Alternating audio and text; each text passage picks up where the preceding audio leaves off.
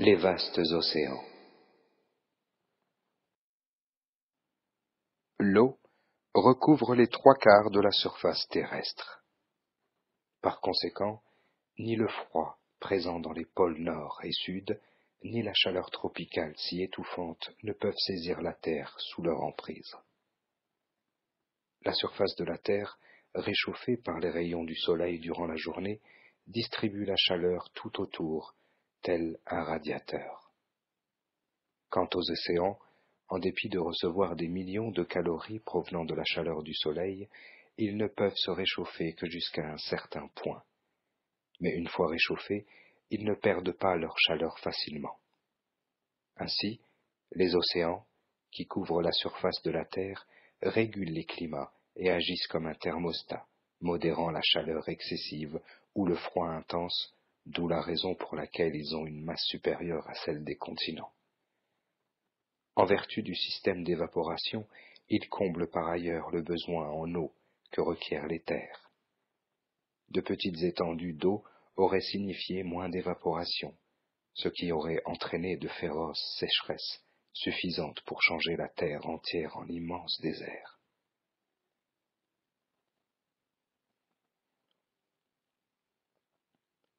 Pas moins sont les caractéristiques des créatures marines comparées à celles évoluant sur la surface de la terre. Perles, coraux et autres ornements, et particulièrement les fruits de mer récoltés fraîchement des profondeurs des océans, sont d'une importance particulière pour les êtres humains. L'eau. La survie de tous les êtres humains vivant sur Terre dépend de l'eau.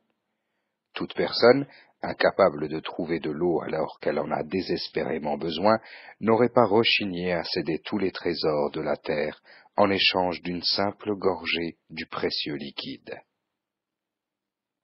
Encore une fois, elle n'aurait pas hésité à renoncer à tous les trésors de la terre, juste pour libérer de son corps l'eau consommée, si elle en était capable. L'homme est une cause d'émerveillement. Comment peut-il s'occuper d'or et d'argent, faisant des affaires alors qu'il reste inconscient de l'extraordinaire bénédiction que le Tout-Puissant place dans une simple gorgée d'eau?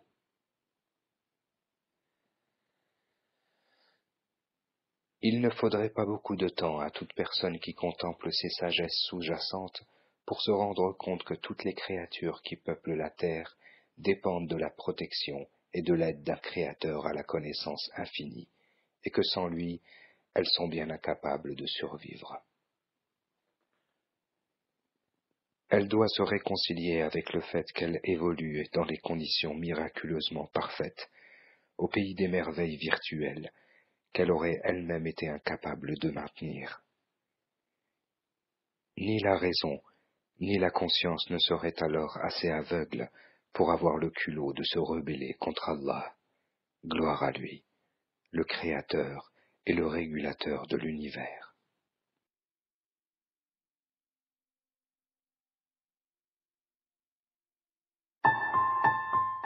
Les sagesses sous-jacentes dans le règne animal. On devrait examiner attentivement les oiseaux voltant dans le ciel, les animaux domestiques et sauvages, ainsi que les minuscules insectes à peine visibles, car ils possèdent de telles particularités qu'il est impossible de ne pas ressentir de crainte devant la splendeur, la puissance et la sagesse du Tout-Puissant. Comment le Créateur a-t-il pu placer de tels appendices si incroyables sur ces minuscules insectes à peine perceptibles? Et comment peuvent-ils parfaitement remplir leurs fonctions sans hésiter? Même un aperçu complet de ces caractéristiques qu'ils possèdent simplement est au-delà de la compréhension humaine.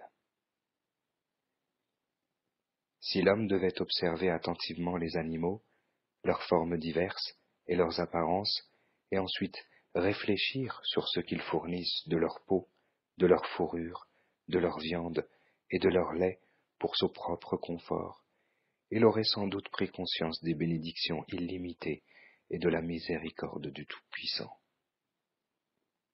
Allah, gloire à lui, leur a octroyé une peau distincte afin de les protéger du froid, des ongles épais pour sauvegarder leurs pattes, et d'une manière générale, de tout ce dont ils ont besoin en mieux, et cela de la manière la plus esthétiquement imaginable. Par exemple, paradant dans des corps ornés des plus beaux et exquis modèles en dépit d'une durée de vie d'une quinzaine de jours seulement, les papillons révèlent de nombreux mystères à travers leur langage corporel. Seulement une des merveilles divines présentées à l'œil observant, au cœur compréhensif et particulièrement au cœur sensible. Le Saint-Coran nous invite à observer les chameaux et à réfléchir sur la façon dont ils ont été créés.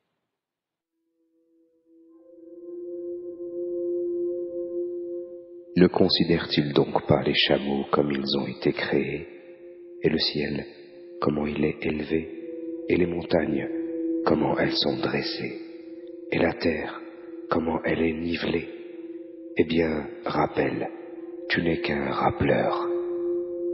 Sourate 88, versets 17 à 21. Cela signifie que les manifestations de la splendeur divine invitent à une observation de la structure des animaux et des autres organismes. Le Tout-Puissant a doté tous les êtres vivants de caractéristiques telles qu'ils produisent différents produits en dépit de leur alimentation similaire. Par exemple, si un bovin ou un ovin devait manger les feuilles vertes d'un mûrier, il produirait de la viande, du lait, du cuir à partir de sa peau, ou de la laine. Un ver à soie, d'autre part, un petit insecte, tisse de la soie à partir des feuilles mêmes. Pareillement, la capacité de l'abeille de produire du miel à partir du pollen est absolument au-delà du pouvoir de l'homme. Tandis qu'un seul animal est capable de transformer l'herbe en viande et en lait, l'être humain, le plus parfait de la création, est incapable d'émuler cet exploit, même s'il utilisait des tonnes d'herbe dans l'espoir de produire une simple goutte de lait, même si pour cela il devait créer des laboratoires sophistiqués pour atteindre ce but. Le Tout-Puissant déclare: Il y a certes un enseignement pour vous dans les bestiaux.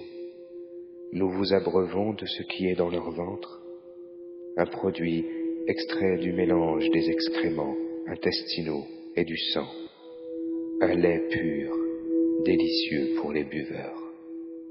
Sourate 16, verset 66.